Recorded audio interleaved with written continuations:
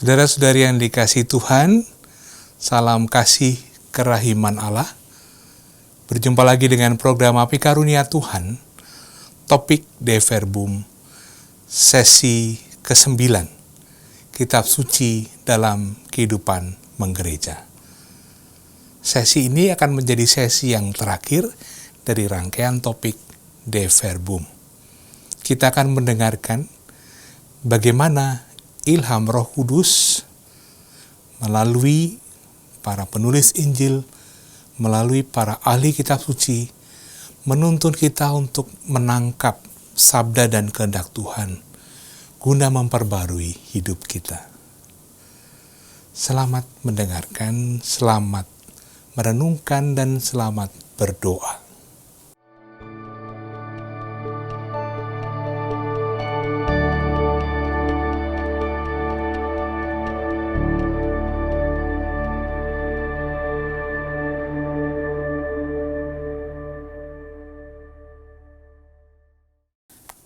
Saudari-saudara sekalian, kita sampai pada bab terakhir dari konstitusi dogmatis mengenai wahyu ilahi yang diberi judul Kitab Suci dalam Kehidupan Gereja.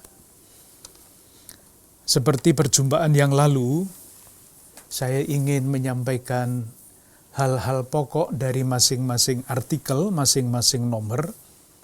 Lalu nanti pada bagian berikutnya akan diberikan contoh-contoh yang diharapkan dapat menjelaskan apa yang dikatakan di dalam konstitusi itu.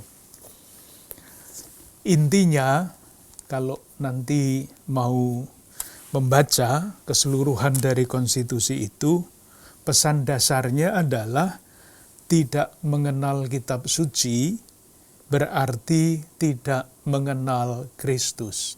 Itu saja sebetulnya.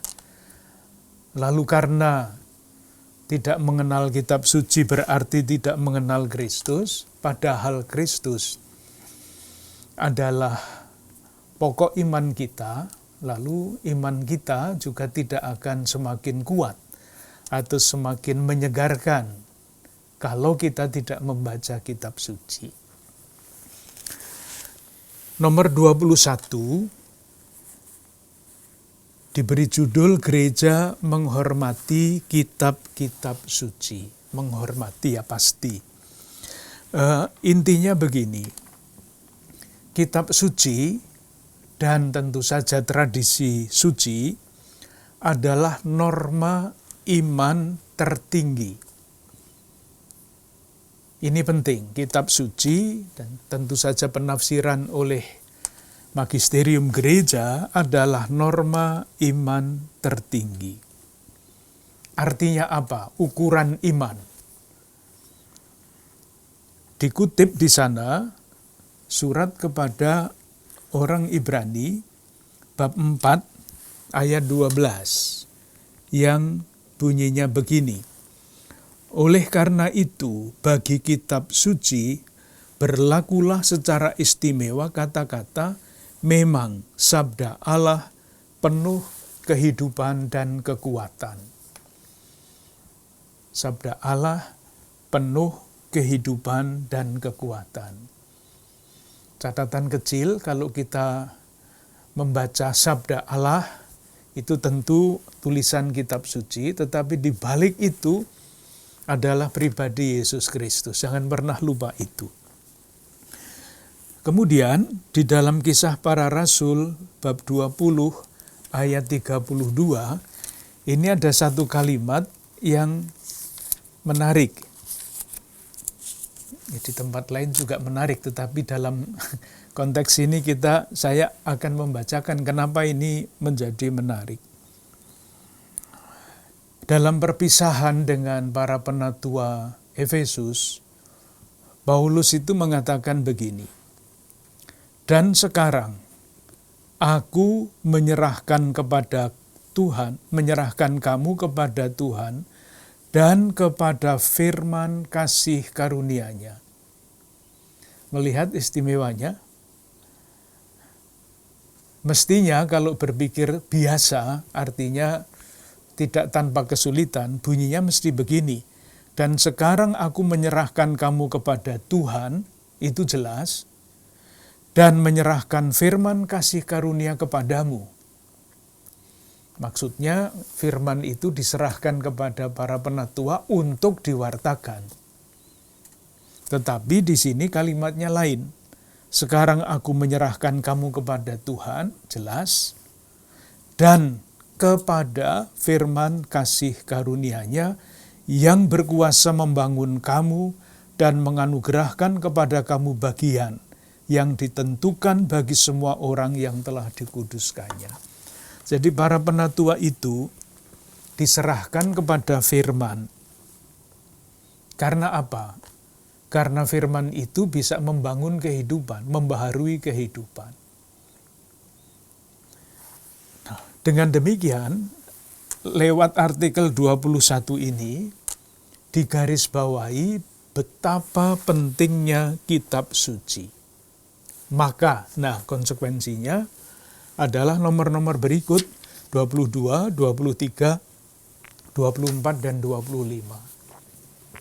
Nomor 22, dianjurkan terjemahan-terjemahan yang tepat. Kitab suci, kita semua tahu, Perjanjian Baru ditulis dalam bahasa Yunani. Kitab suci Perjanjian Lama ditulis di dalam bahasa Ibrani. Menerjemahkan suatu teks yang begitu penting itu sangat dahsyat, sulit bukan main. Dengan mempertimbangkan bukan sekedar menerjemahkannya secara harafiah, kata ini bahasa Indonesianya begini, bukan, tetapi bagaimana pesan yang termuat di dalam bahasa asli itu dapat ditangkap dan disampaikan kepada pendengar yang mempunyai bahasa yang berbeda, dan dengan demikian mempunyai cara dari tempat yang berbeda dan mempunyai latar belakang budaya yang berbeda. Tidak mudah. Kalau pernah menerjemahkan suatu buku ke dalam bahasa lain, itu bisa memahami kesulitannya. Oleh karena itu, terjemahan-terjemahan kitab suci itu ada bermacam-macam. Dalam bahasa Inggris itu ada macam-macam versi. Dalam bahasa Indonesia itu syukur kepada Allah sampai sekarang hanya ada satu versi. Karena apa? Sebelum tahun 70-an, Gereja Katolik itu mempunyai ahli-ahli kitab suci yang menerjemahkan sendiri. Saudara-saudara kita, Gereja Protestan, mempunyai ahli-ahli yang menerjemahkannya sendiri. Ini kitab suci yang diterjemahkan oleh ahli-ahli Katolik sampai tahun 74. Sesudah itu tidak ada lagi kecuali di perpustakaan. Karena sesudah itu dalam rangka persatuan gereja sebagai simbol yang sangat dahsyat maknanya, Gereja Katolik, ahli-ahli kitab Katolik, dan tentu saja konferensi wali gereja mengatakan, sudahlah terjemahan yang kita buat itu selesai. Kita bergabung, artinya ahli-ahli Katolik bergabung dengan ahli-ahli Protestan di dalam Lembaga Alkitab Indonesia untuk menerjemahkan bersama-sama, kecuali yang Deuterokanonika, karena ahli-ahli Protestan tidak mengakui itu. Jadilah terbitan ini, terbitan bersama, dan pada bagian depan ditulis terjemahan ini diterima dan diakui oleh Konferensi Wali Gereja Indonesia. Jadi sekarang kita mempunyai satu terjemahan resmi, dan yang terjemahan lama dari Gereja Katolik masih ada di perpustakaan untuk studi, karena terjemahan itu sangat berharga. Nah, terjemahan yang ini yang praktis dari tahun 74 itu sekarang sedang direvisi. Silahkan membayangkan revisi terjemahan itu butuh waktu tidak 1 bulan, 2 bulan, sudah 10 tahun belum selesai. Belum nanti sosialisasinya, belum kesulitannya kalau mengundang sesudah diterjemahkan dari bahasa asli ke bahasa Indonesia, nanti masih konsultasi lagi dengan ahli-ahli bahasa. Ini kalau begini ini maksudnya apa? Kalau begini bisa dimengerti bagaimana? Prosesnya panjang. Tetapi gereja sangat menganjurkan terjemahan yang tepat. Terjemahan yang tepat itu tidak mudah. Dibaca juga kadang-kadang kalimatnya sudah baik secara bahasa Indonesia, tetapi maksudnya tidak jelas. Maka diusahakan juga terjemahan dalam bahasa Indonesia sehari-hari. Itu dalam bahasa pergaulan. Jadi kalimatnya nanti kalau bertemu dengan edisi yang seperti itu, kitab suci dalam bahasa sehari-hari, itu dibacanya lebih enak. Karena memakai bahasa yang tidak kaku, tujuannya supaya siapapun bisa memahami itu dalam bahasa Indonesia yang sederhana. Masih ada lagi terjemahan lain, yaitu terjemahan yang dipakai untuk ibadah, liturgi. Itu sudah sejak zaman dulu ada naskah yang berbeda untuk liturgi. Maka kalau kita pergi ke gereja membawa Alkitab ini dan mencocokkan dengan yang dibacakan dari leksionarium yang dipakai untuk ibadah, kadang-kadang kok berbeda. Ya memang berbeda, karena itu kepentingan untuk liturgi yang khusus. Itu mengenai terjemahan kitab suci. Nanti moga-moga dalam waktu yang tidak terlalu lama terjemahan baru itu akan muncul dan tidak menimbulkan macam-macam masalah. Salah satu masalahnya pasti masalah harga ya, kita sudah punya ini, kok muncul barang baru, nyendak apa-apa, memakai yang lama juga tetap saja baik. Hanya lama-kelamaan, kalau yang lama ini sudah rusak seperti punya saya ini, nanti bisa yang pakai yang baru tetapi entah kapan. Teksnya secara definitif sudah jadi, tinggal merevisi lebih lanjut. Belum kalau kita bicara mengenai teks kitab suci. Tapi saya kira kalau saya mulai omong tentang ini nanti bisa bisa tambah sulit. Tapi biar ya saya berikan contoh satu saja. Kitab suci ini dulu ditulisnya itu tidak dari depan sampai belakang lengkap. Aslinya adalah manuskrip, tulisan tangan, manuskrip. Dan ada banyak, belum ada mesin cetak, maka setiap misalnya Injil Lukas itu ada salinan-salinan. Teksnya begini, disalin oleh orang lain begitu dan sebagainya. Nah, bisa membayangkan kan ketika orang menyalin teks, kadang-kadang ada salahnya. Nah, salah itu bisa diteruskan. Yang disalin benar, yang nyalin salah. Yang nyalin berikutnya, nyalinnya seperti yang salah itu. Sehingga sebelum menjadi teks kitab suci ini, para ahli yang namanya para kritikus teks itu memilih teks mana yang kira-kira paling sesuai dengan yang awal. Itu ada ilmu sendiri. Kita tidak masuk ke situ, tetapi saya memberikan contoh kecil sekali, sangat kecil. Dalam Injil Lukas, bab 5 ayat 1-11, kita semua tahu ceritanya, penjala ikan menjadi penjala manusia, itu Petrus mengatakan, ayat 5 saya baca, ini teks yang Katolik yang dari sebelum tahun 74. Simon menjawab, "Guru, telah sepanjang malam kami bekerja keras dan tidak menangkap apa-apa." Lalu ayat 7, lalu mereka memberi isyarat dan sebagainya. Ayat 8, lalu ketika Simon melihat hal itu, ia pun tersungkur di depan Yesus dan berkata. Teks ini bunyinya, ketika Simon melihat hal itu, ia tersungkur. Nah, kalau membaca teks yang ini, beda. Ini teks yang sesudah tahun 74. Bunyinya begini, Lukas bab 5 ayat 8.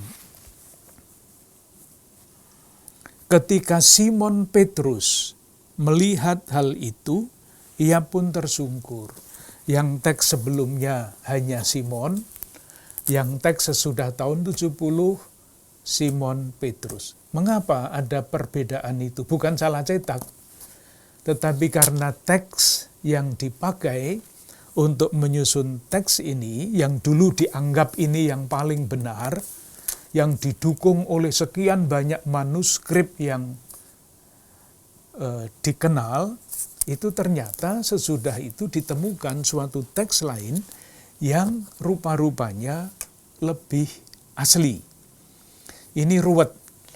Kalau tidak tahu tidak apa-apa, kita percaya kepada Tuhan yang menyelenggarakan ini semua. Jadi masalah teks itu saja sudah ruwet, maka kalau kita mendengar debat-debat di media sosial mengenai ayat ini begini, itu terlalu sederhana bagi pemahaman gereja Katolik.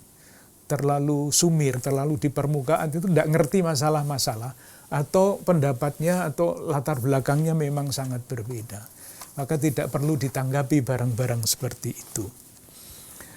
Yang nomor 23 terjemahan, yang nomor 23 itu kerasulan para ahli Katolik. Nah, intinya adalah ini. Perwahyuan Yesus itu perwahyuan yang puncak terakhir. Ditulis di dalam kitab suci, tetapi memahami Yesus Kristus itu tidak selesai dengan penulisan kitab suci. Maka muncullah ahli-ahli kitab suci. Peranannya adalah memberikan bantuan kepada orang beriman supaya lewat apa yang mereka selidiki, yang mereka renungkan, itu kita semua mempunyai pengertian yang semakin dalam tentang kitab suci. Rumusannya pada bab 2a nomor 23 itu adalah para ahli diharapkan menyelidiki sedemikian rupa sehingga membantu para pelayan sabda menerangi budi, meneguhkan kehendak, dan mengobarkan hati. Itu. Jadi tidak supaya semua orang beriman itu menjadi ahli kitab suci. Syukur kalau begitu. Tetapi yang pertama adalah para ahli itu diharapkan membantu para pelayan sabda menerangi budi, meneguhkan kehendak, mengobarkan hati untuk mengasihi Allah. Nah, sejauh dapat saya amati, waktu saya mulai belajar teologi dulu, semuanya itu diktat stensilan. Sekarang yang namanya buku-buku telaah mengenai kitab suci itu banyaknya bukan main. Itulah peranan para ahli untuk tujuan ini. Tetapi para ahli juga tidak hanya menulis buku, mereka juga mengajar. Saya pernah iseng bertanya kepada mahasiswa, bukan di sini, di tempat lain jauh dari Pulau Jawa ini. Waktu itu saya bertanya, saudara-saudara di Fakultas Teologi ini, kuliah apa yang paling Anda sukai?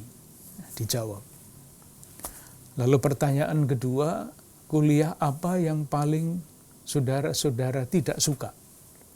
Saya kaget bukan main pada waktu itu, karena jawabannya yang paling tidak disukai adalah kuliah kitab suci. Ketika saya tanya, lah kenapa? Karena yang mengajar itu seorang ahli, mungkin terlalu ahli ya, sehingga mengajarnya itu memakai istilah-istilah dalam bahasa asli, bahasa Ibrani, bahasa Yunani, yang mahasiswa tidak ngerti apa-apa. Tapi kan kalau sudah pakai bahasa asing itu kan kelihatan hebat ya, padahal muridnya nggak ngerti apa-apa. Dan alasan yang kedua, nilainya mahal katanya. Nah ini pasti yang begini-begini ini tidak sesuai dengan anjuran dari, kalau bisa dipermudah, kenapa dipersulit dengan segala macam istilah itu. Demikian juga pada nomor 24, pentingnya kitab suci bagi teologi. Intinya begini, sebelum Dei Verbum ini dimengerti dengan baik, para teolog, ahli teologi itu sudah punya pikirannya sendiri. Sudah punya pikiran sendiri. Nah, untuk membenarkan pikiran itu, dikutip kitab suci. Jadi kitab suci dicomot untuk referensi, supaya mendukung gagasannya sendiri. Nah, yang di sini itu maksudnya terbalik. Kalau mengembangkan suatu renungan atau refleksi iman, tidak mikir dulu baru kemudian mencari di kitab suci, tetapi sabda Allah itu berbicara apa, dan dari situ dikembangkan menjadi jiwa teologi. Yang nomor 25 itu judulnya adalah dianjurkan pembacaan kitab suci, membaca kitab suci. Dan istilah yang dipakai, saya kutip misalnya, maka hendaklah mereka dengan suka hati menghadap nas yang suci sendiri. Bahwa doa harus menyertai pembacaan kitab suci. Nah, ketika kita bicara pada artikel berapa itu di depan, artikel 12 misalnya, judulnya adalah bagaimana kitab suci harus ditafsirkan, menafsirkan kitab suci. Pada artikel yang 25 itu bukan menafsirkan kitab suci, tetapi menghadap nas suci ini, membawanya di dalam doa. Sangat berbeda. Nah, harapannya para ahli yang dapat membantu kita tadi untuk menerangi budi, meneguhkan kehendak dan mengobarkan hati, itu sungguh-sungguh digunakan, peranan para ahli itu digunakan untuk membantu kita supaya bisa menghadap kitab suci. Sangat berbeda. Bacaan rohani itu bukan tafsir. Tentu kedua-duanya mempunyai hubungan yang sangat erat. Kalau kita tidak tahu apa-apa tentang kitab suci, ya pasti tidak mudah untuk menghadap kitab suci. Tetapi ketika kita tahu lebih banyak mengenai kitab suci, dalam arti pengertian budi, nah dengan pengertian budi itu pasti kita bisa diteguhkan kehendak kita dan dikobarkan hati kita. Ada buku-buku yang sangat bagus dari para ahli yang menggunakan keahlian mereka untuk membantu.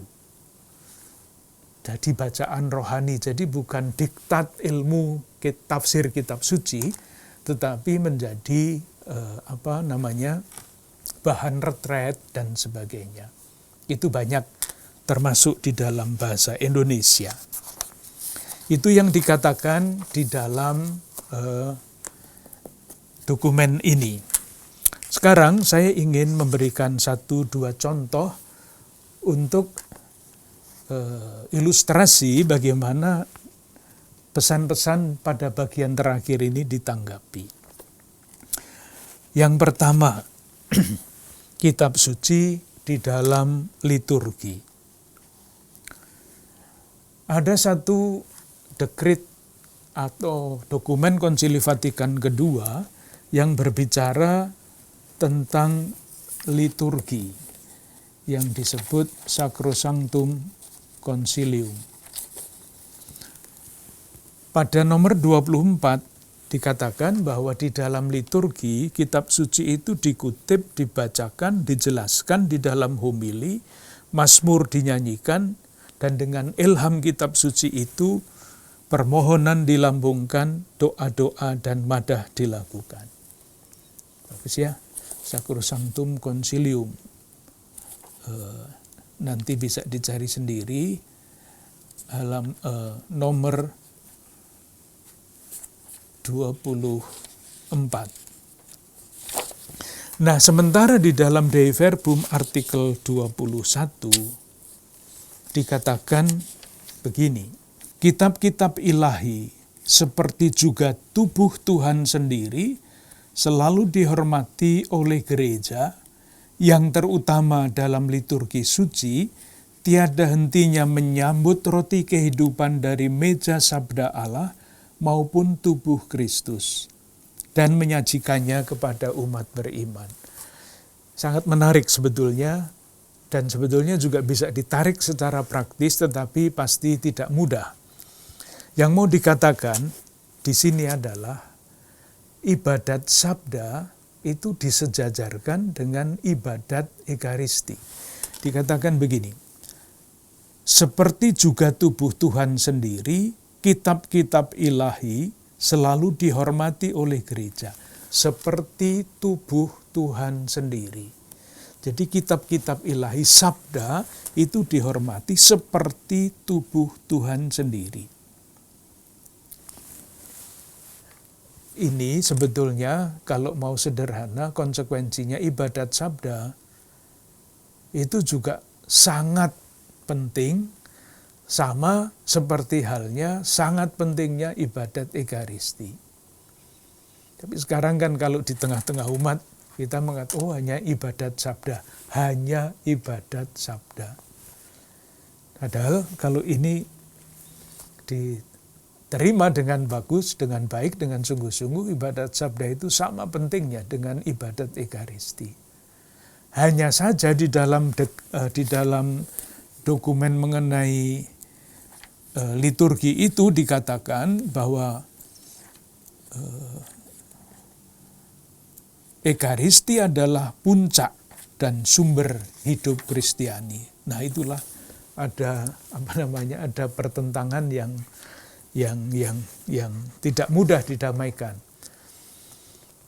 Di dalam Sacrosanctum Concilium nomor 10 dikatakan bahwa hidup Ekaristi adalah puncak dan sumber kehidupan. Sementara di dalam Dei Verbum artikel 21, kitab-kitab suci, kitab-kitab ilahi itu seperti juga tubuh Tuhan sendiri. Tetapi biarlah itu dibicarakan oleh para ahli di dalam bidangnya. Tidak gampang. Nah, dalam rangka memperkenalkan kitab suci atau mengajak umat untuk mendengarkan pewartaan kitab suci di dalam liturgi, disusunlah yang sekarang kita sebut leksionarium.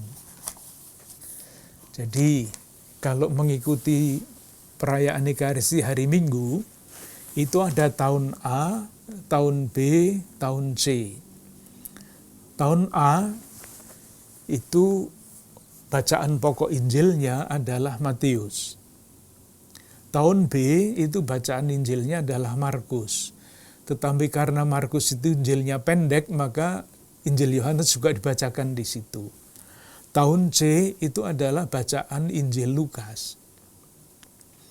Jadi sebetulnya kalau orang Katolik pergi ke gereja setiap minggu tanpa membaca sendiri seluruh keempat Injil itu sudah didengarkan. Dan begitu terus berputar, tahun A, tahun B, tahun C, terus kembali lagi tahun A, tahun B, tahun C.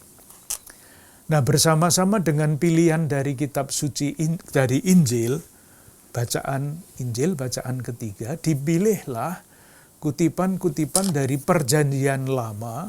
Jadi, pilihan kutipan-kutipan yang pesannya dianggap sesuai dengan pesan Injil. Sehingga bacaan pertama dan bacaan Injil dalam leksionarium liturgi tahun-tahun ABC itu cocok. Sementara bacaan kedua itu diambil dari bagian-bagian lain dari kitab suci, Perjanjian Baru, yang bukan Injil. Jadi sekali lagi, kalau orang Katolik pergi ke gereja setiap minggu dalam 3 tahun, itu praktis seluruh Injil keempatnya sudah didengarkan, diwartakan, dan diulas. Dan bagian-bagian perjanjian lama yang paling penting, sementara dari bacaan kedua, bagian kitab suci yang lain.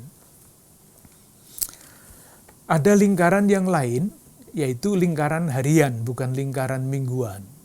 Ada tahun 1 dan tahun 2, tahun ganjil, tahun genap, sekarang pasti tahun kedua. Sama, kalau umat Katolik pergi ke gereja setiap hari atau membacalah sekurang-kurangnya renungan harian setiap hari menurut kalender kitab suci, kalender liturgi, maka dalam waktu 2 tahun sebagian terbesar dari kitab suci itu sudah terbacakan. Itu peranan kitab suci di dalam liturgi, sehingga liturgi itu mendapat inspirasinya dari kitab suci, dan pembangunan jemaat juga demikian. Itu yang pertama, kitab suci di dalam liturgi. Yang kedua, nilai-nilai relatif di dalam kitab suci, nilai-nilai relatif. Kita sudah mempelajari bahwa Tuhan itu mewahyukan diri di dalam proses sejarah yang panjang. Dan sejarah itu memuat konteks, budaya, zaman, tempat. Konsekuensinya,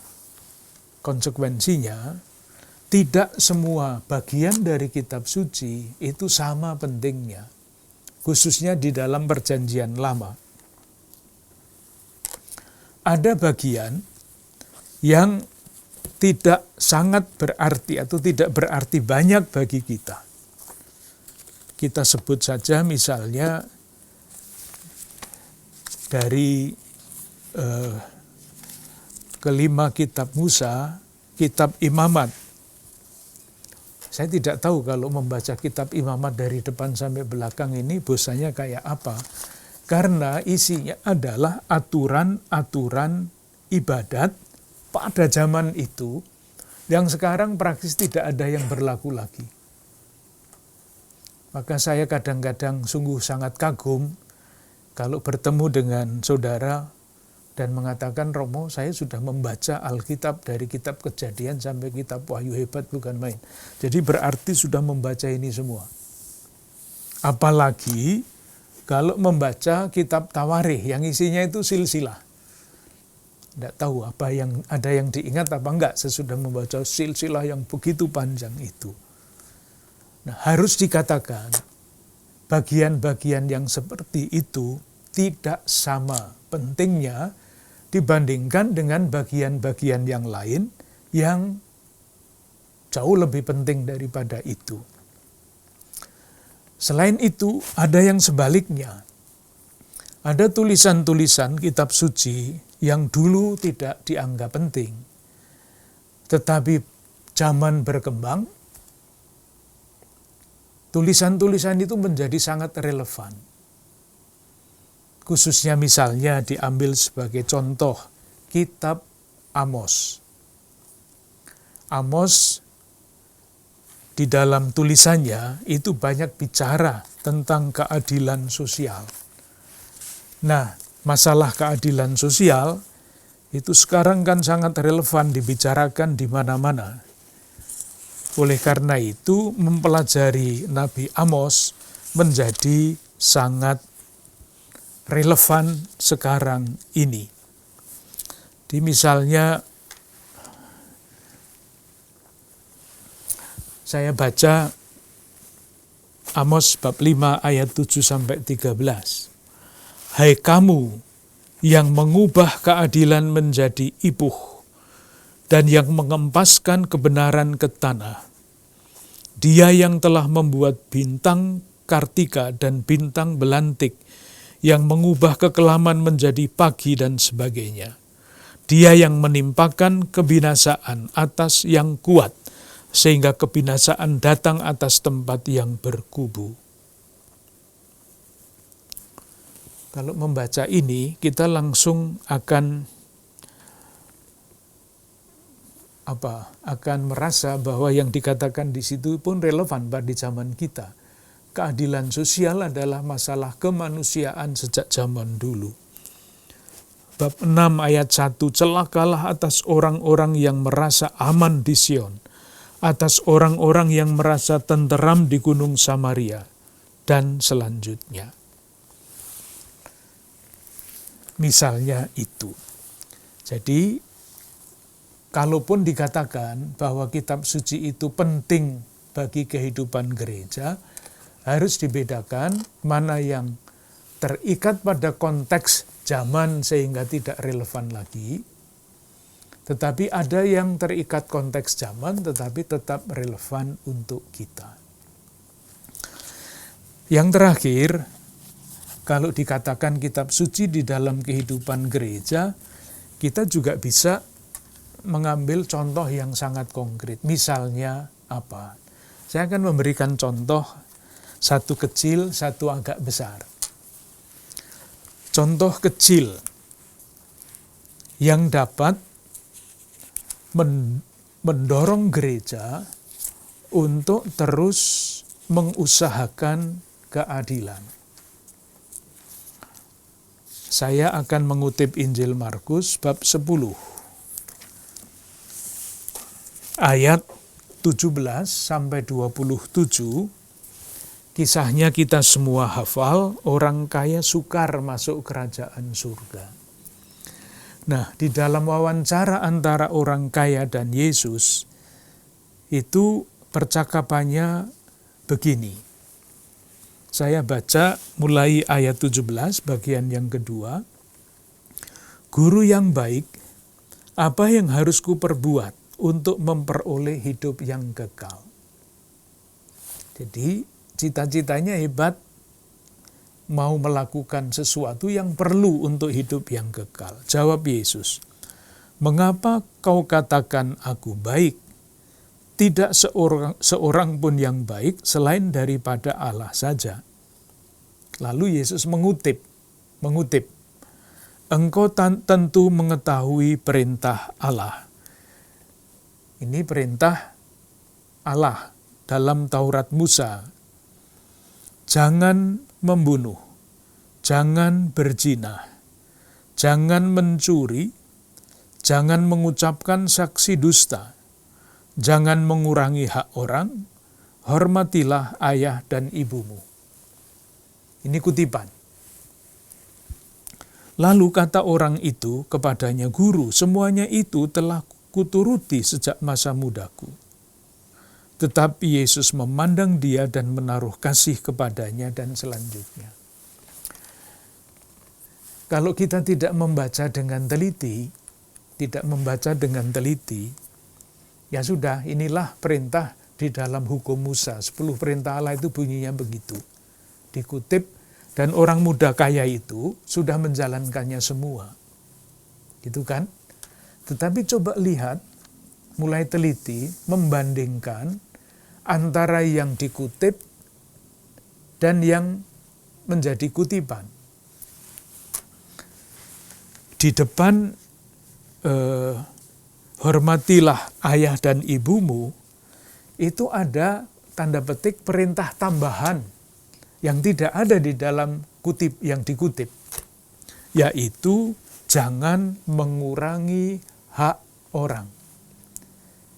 Itu tidak ada di dalam ke-10 perintah, tetapi masuk di sini.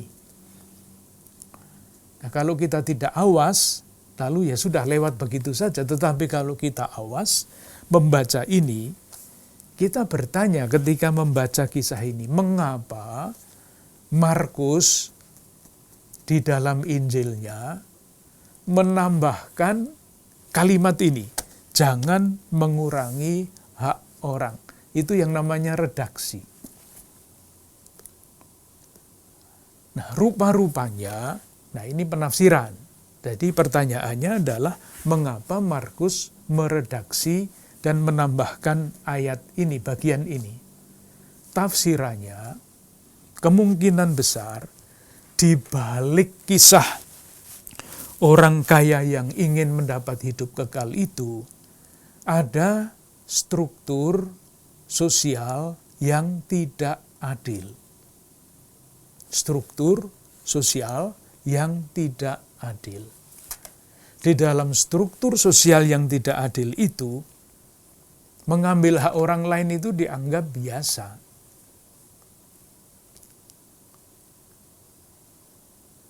Di dalam zaman sekarang pun sama, mengambil hak orang lain di jalan ya, lalu lintas itu banyak sekali hak orang lain yang diambil begitu saja. Itu hanya di jalan, belum di tempat-tempat lain, di dalam dunia bisnis dan sebagainya, di dalam dunia pemerintahan dan sebagainya. Tetapi karena sudah biasa mengambil hak orang lain, tidak dianggap hal yang harus dikoreksi. Nah, sebetulnya orang muda yang kaya ini rupanya tidak sadar akan hal itu, bahwa dia itu menjadi kaya karena dia mengambil hak orang lain tanpa merasa bersalah.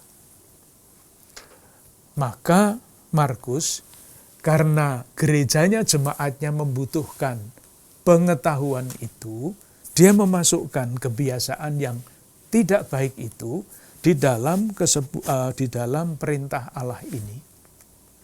Moga-moga tidak terlalu sulit. Nah, kalau ini dibaca dan dipahami dengan baik, menjadi inspirasi bagi gereja untuk tidak sekedar menyalahkan orang kaya. Enggak, orang kaya yang baik itu banyak. Paulus juga didukung oleh orang-orang kaya pada zamannya. Tetapi masalahnya adalah orang itu kaya karena mengambil hak orang lain tanpa merasa bersalah. Nah, kalau dipahami seperti itu, pertama tentu belum memahami, tetapi bertanya dulu, mengapa ini kok tidak ada di dalam yang dikutip, kok masuk di sini? Jawabannya tadi, para penginjil itu meredaksi sesuai dengan kepentingan gereja. Pesannya jelas. Atau seperti yang kemarin atau dalam pertemuan yang terdahulu kita baca, ketika menjelaskan tentang perumpamaan benih di dalam Injil Lukas, tidak ada yang 30, 60, 100 kan, tetapi dikatakan yang jatuh di tanah yang baik itu ialah orang yang setelah mendengarkan firman itu menyimpannya dalam hati yang baik dan mengeluarkan buah dalam ketekunan. Itu yang dituntut oleh Lukas di dalam gerejanya. Setiap hari tekun mengikuti Yesus. Jadi saya mau mengatakan, ketika kitab suci dipahami dari perspektif tertentu, memberikan inspirasi yang kuat bagi gereja untuk memberikan perhatian dalam hal tadi yang saya kutip, melawan struktur-struktur sosial yang tidak adil. Sekarang banyak sekali penafsir-penafsir khususnya dari negara-negara Amerika Latin yang justru membaca kitab suci dari analisa sosial politik seperti itu. Itu contoh yang singkat. Sekarang contoh yang agak panjang mengenai Bunda Maria. Mengenai Bunda Maria kan selalu menarik ya. Kita berdoa, kita berziarah, kita rosario, macam-macam. Bagi kita tentu pertanyaannya adalah, kita bisa belajar apa dari Bunda Maria tentang iman dan konsekuensi iman. Itu kan, kita tidak sekedar mohon doa-doa Maria, pengantaraan Maria, tetapi meneladan Bunda Maria. Salah satu contoh yang bisa diambil adalah nyanyian pujian Maria, Magnificat.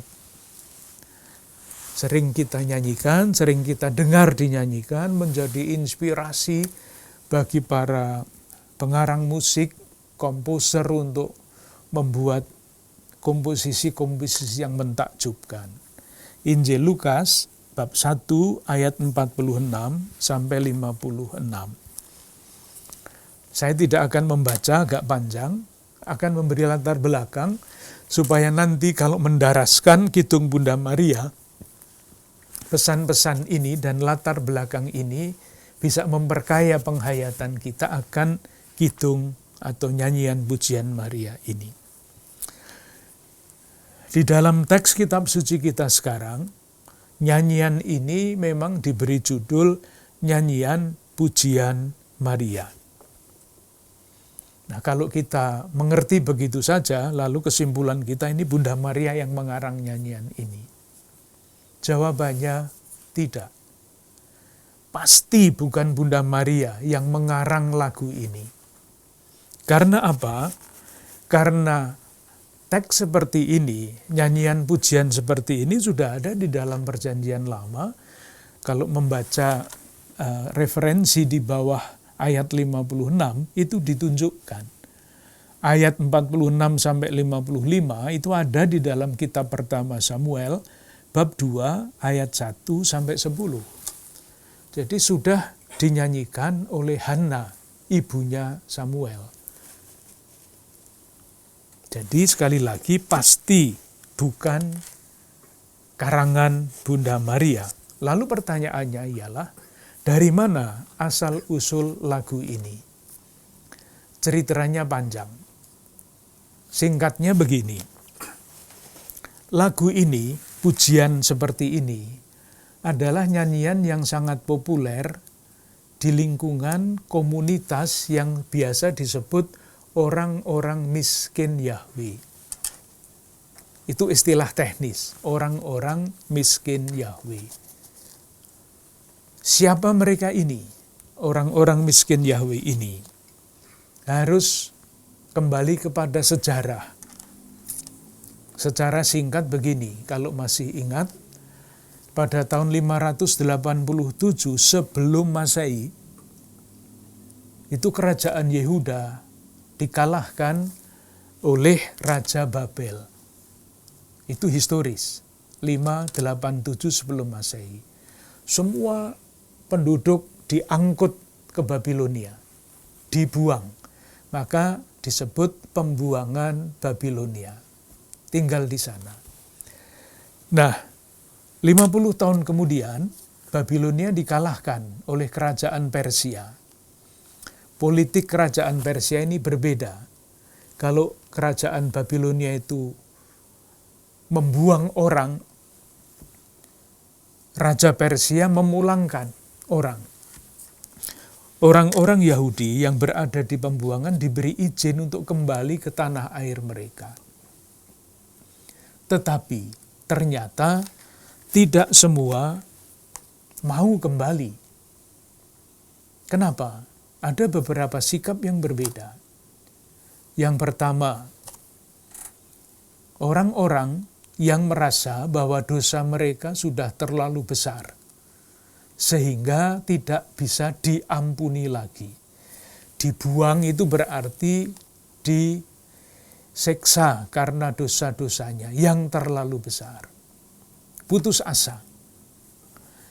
Yang kedua, faham pada waktu itu, kalau dua bangsa berperang itu yang berperang adalah yang di atas dewa-dewi mereka. Ternyata Yahweh kalah dengan dewa-dewi Babilonia. Maka apa gunanya kembali kepada Yahweh yang kalah itu? Yang ketiga adalah orang-orang hebat yang selama pembuangan tidak hanya meratapi nasib, tetapi berjuang. Ada yang menjadi bupati, ada yang selama 50 tahun menjadi pedagang besar, sudah nyaman tinggal di Babilonia. Untuk apa kembali ke tanah terjanji? Kalau di sini kami sudah merasa senang, nyaman. Nah, yang keempat adalah orang-orang yang tetap berpegang pada janji Allah. ketika mereka diberi izin untuk kembali ke Palestina, mereka menggunakan kesempatan itu. Tanpa modal, modalnya adalah janji. Mereka membangun kembali tanah yang sudah porak-poranda itu. Mereka inilah yang selalu menyanyikan, di lingkungan mereka inilah nyanyian seperti ini sangat populer. Allah memberi janji untuk menyelamatkan umatnya. Jadi meskipun sudah terpuruk habis, dibuang di Babilonia, janji itu masih berlaku. Maka ketika Raja Persia membolehkan, mengizinkan mereka kembali dengan harapan pada janji itu. Itu yang disebut orang-orang miskin Yahweh. Nah, langkah berikutnya dalam perjalanan waktu, orang-orang yang percaya kepada janji itu melihat bahwa janji mereka itu terpenuhi oleh Yesus. Ini pemenuhan janji Allah itu. Kenapa? Kenapa mereka melihat di dalam diri Yesus janji-janji Allah itu terpenuhi? Misalnya satu, Yesus di dalam pengajarannya menyatakan orang-orang miskin, lapar, haus, yang dibenci itu adalah orang-orang yang berbahagia, yang dicintai oleh Tuhan. Berikutnya, Yesus sendiri tampil sebagai tanda petik orang-orang miskin yang dianiaya dan dibunuh, tetapi tetap percaya kepada Allah yang memberi janji itu. Bukan main. Sudah mati, dibunuh, habis, tetapi kepercayaannya masih ada. Nah, kepercayaan itu tidak sia-sia.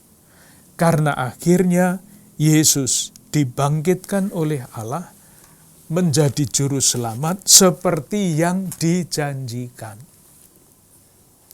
Nah, orang-orang yang tadi, yang awal mulanya kembali ke tanah terjanji, pada zaman itu menemukan, yang sudah mempunyai nyanyian yang seperti ini, menemukan di dalam diri Yesus kepenuhan janji itu. Nah, karena itulah lagu yang asli itu digubah sesudah wafat dan kebangkitan Kristus. Moga-moga jelas. Jadi lagu ini populer di lingkungan orang-orang miskin Yahweh. Mereka melihat, merasa yakin bahwa Yesus adalah kepenuhan janji Allah. Lagu yang sudah lama ini digubah. Dan oleh Injil Lukas, oleh penginjil Lukas, nyanyian yang sudah digubah, nyanyian pujian akan Kristus yang bangkit, akan karya Allah di dalam Kristus yang bangkit ini, diletakkan di dalam diri Bunda Maria sebagai wakil orang miskin Yahweh.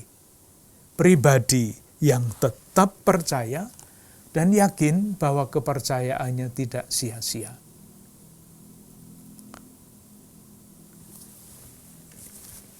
Itu yang mengenai asal-usul dari nyanyian ini dan mengapa Bunda Maria dibuat atau Lukas meletakkan nyanyian ini pada mulut Maria untuk menampilkan Maria sebagai orang yang tetap percaya dan kepercayaan itu tidak akan sia-sia. Nah, kalau demikian, lalu apa yang dapat kita amati di dalam kidung ini?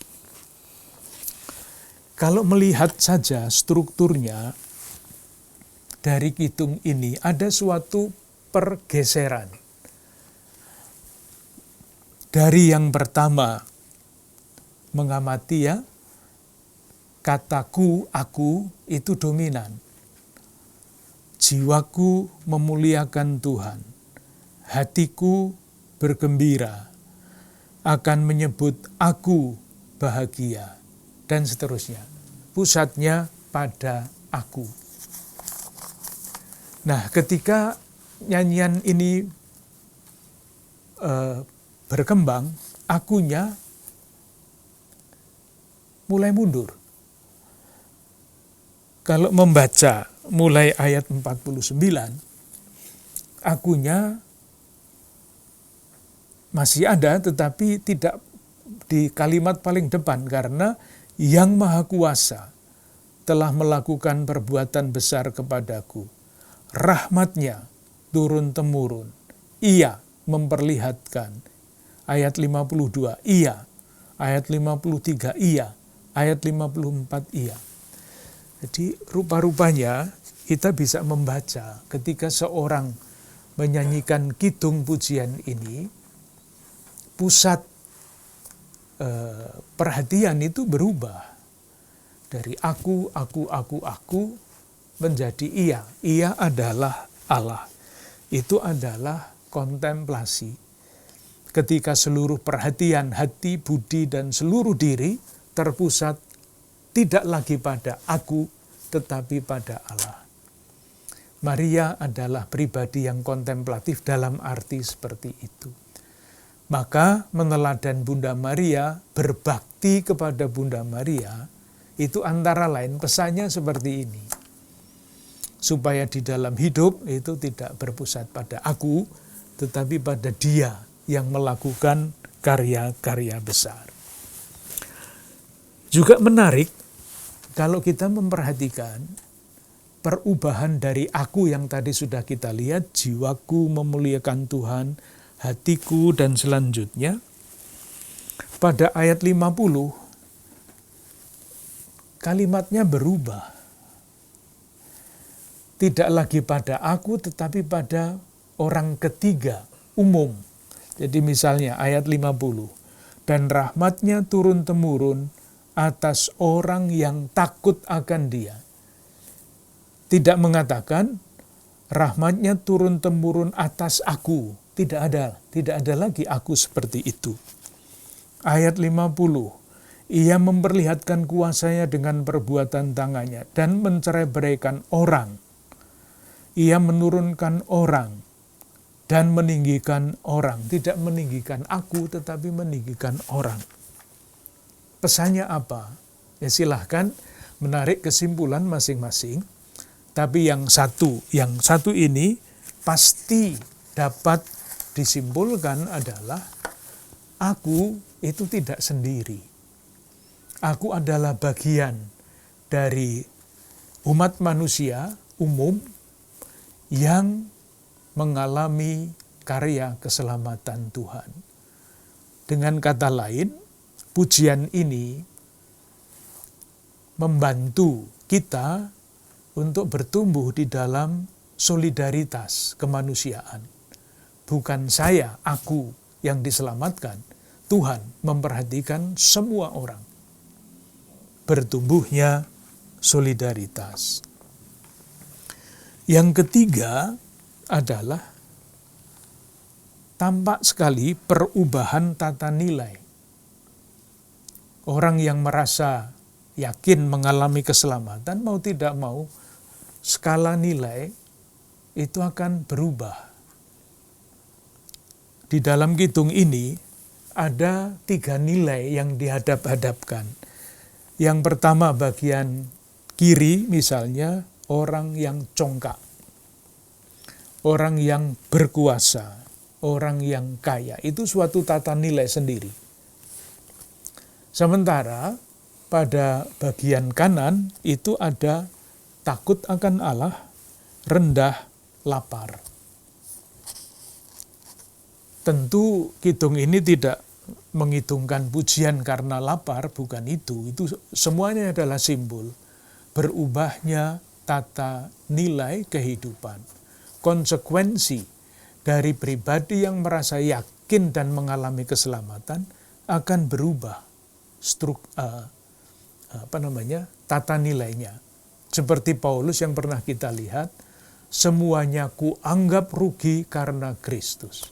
Yang dulu dibangga-banggakan itu semua ditinggalkan.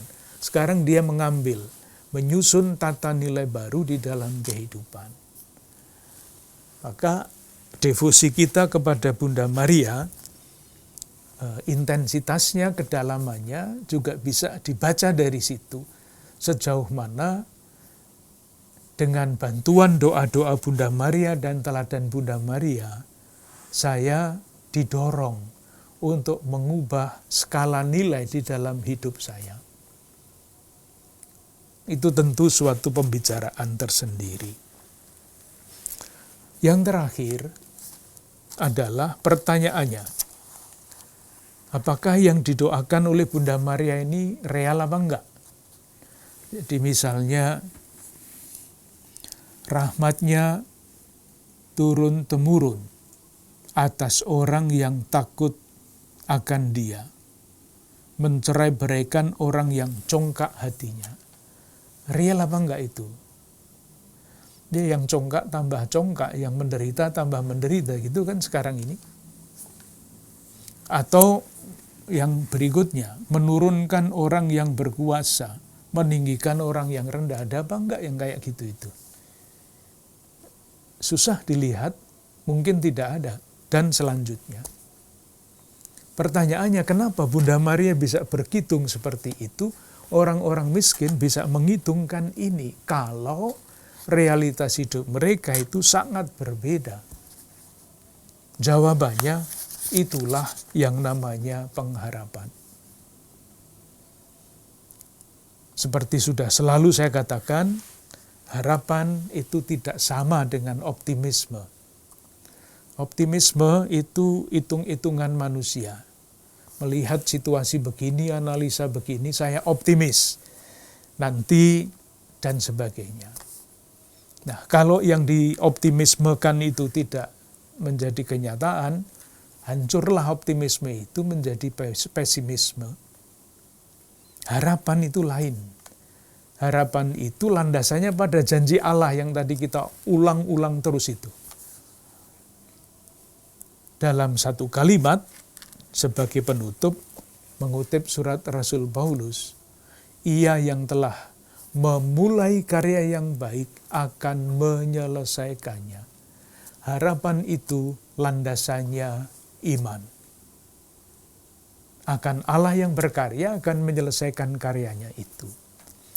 Nah, harapan seperti ini membebaskan kita dari kesombongan. Satu, mudah sekali orang sombong kan?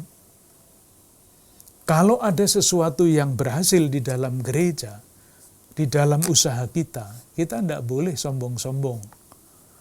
Karena Allah sebetulnya yang berkarya itu, bukan saya. Yang kedua, harapan seperti ini juga membebaskan kita dari putus asa. Kalau gagal terus, realitas kejahatan lebih kuat daripada kebaikan, kebohongan daripada kebenaran, itu kita bisa putus asa. Nah, harapan seperti ini membebaskan kita dari putus asa. Karena apa? Itu tadi landasannya iman. Ia yang telah memulai karya yang baik akan menyelesaikannya juga. Dengan demikian, meneladan Bunda Maria mestinya membuahkan keutamaan seperti itu. Jadi tidak sekedar memohon, itu juga bagus, itu juga penting. Mohon doa, mohon pengantaraan, tetapi meneladan Bunda Maria. Nah, untuk menutup semua rangkaian ini, saya mengutip surat Rasul Paulus kepada jemaat di Korintus, bab 15, ayat 58. Apa artinya berharap, hidup di dalam pengharapan? Karena itu, saudara-saudaraku yang kekasih, berdirilah teguh, jangan goyah, dan giatlah selalu di dalam pekerjaan Tuhan. Sebab kamu tahu bahwa dalam persekutuan dengan Tuhan, jerih payahmu tidak sia-sia. Terima kasih.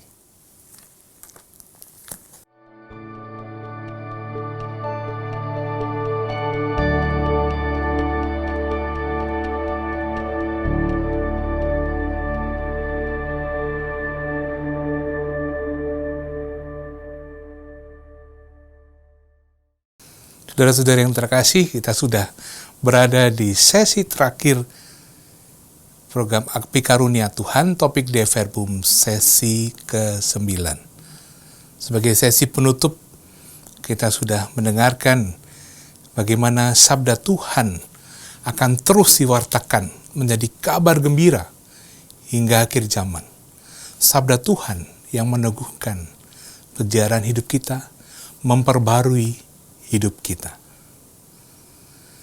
Kita akan berjumpa lagi dalam program Api Karunia Tuhan Senin malam minggu depan, masih tetap dengan Bapak Kardinal Suharyo, dengan topik baru yang tidak kalah menarik, yaitu mengenai 4 Injil dan rahasia-rahasianya. Sampai jumpa. Terima kasih. Tuhan memberkati.